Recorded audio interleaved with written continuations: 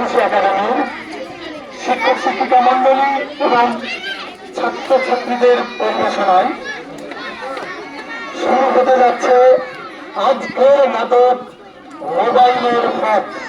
পরিচালনায় আশিক রব্বি এবং মামুন ইসলাম।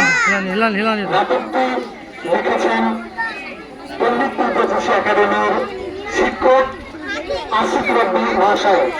আজকের নাটক পরিবেশনায় পণ্ডিতপুর জ্যোতিষী একাডেমির আজকের নাটক মোবাইলের ফাঁদ। মোবাইলের ফাঁদ, মোবাইলের ফাঁদ।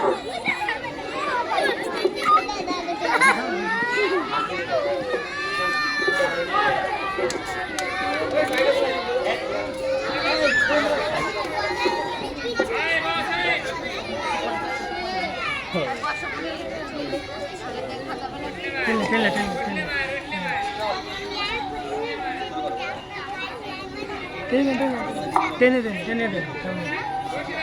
সাইদুল স্যার, ও সাইদুল স্যার, টেনে দেন মাইকটা টেনে দেন, মুখে মাইকটা সব পজিশন করে।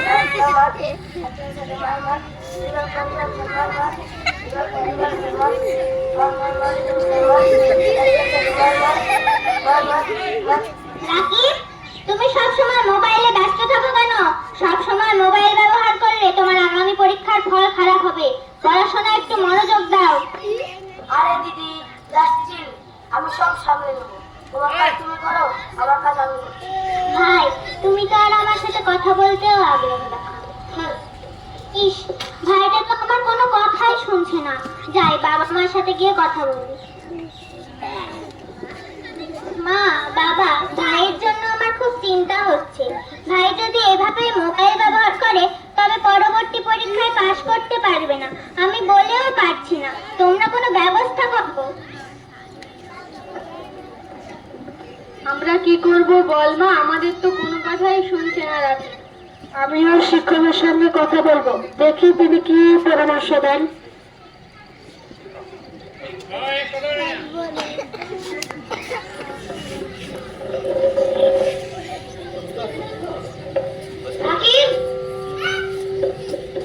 তোমার ফলাফল দিন দিন খারাপ হয়ে যাচ্ছে।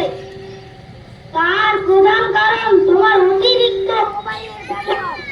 মনে রাখবে, অতিরিক্ত মোবাইল ব্যবহার করলে তোমার মানসিক ও শারীরিক সমস্যা সৃষ্টি করবে। রাকিব, তোমার চোখ লাল কেন? স্যার, অতিরিক্ত মোবাইল দেখলে চোখ লাল হয় ও জ্বালা করে এবং চোখ দিয়ে জলও ঝরে। আপনারা রাকিবকে অতি শীঘ্রই একটি ডাক্তার দেখিয়ে নিন, নাহলে পরবর্তী সময়ে রাকিবের চোখে অনেক বড় দুর্ঘটনা হয়ে যেতে পারে। ঠিক আছে মাস্টারমশাই।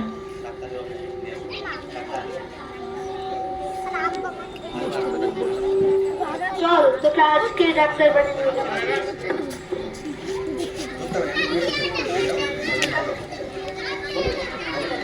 কি সমস্যা হয়েছে? রাকিবের চোখের সমস্যা। রাকিব, তোমার চোখে তো সমস্যা হয়েছে অতিরিক্ত মোবাইল ব্যবহারের কারণে। তুমি সাবধান হয়ে যাও, নইলে তোমার দৃষ্টিশক্তি হারাতে পারে। ডাক্তার মশাই, এবার আমরা কি করতে পারি? অনেকক্ষণ মোবাইল ব্যবহার করতে দেবেন না। বাচ্চাদের সর্বোচ্চ 30 মিনিটের বেশি মোবাইল দেবেন না।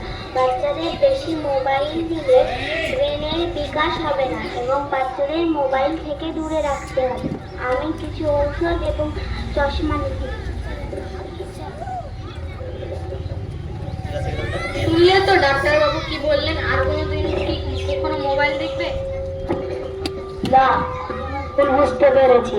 আমি আর কখনো মোবাইলের ফাঁদে পড়বো না, আর তোমরাও যেন কখনো মোবাইলের ফাঁদে পড়ো না।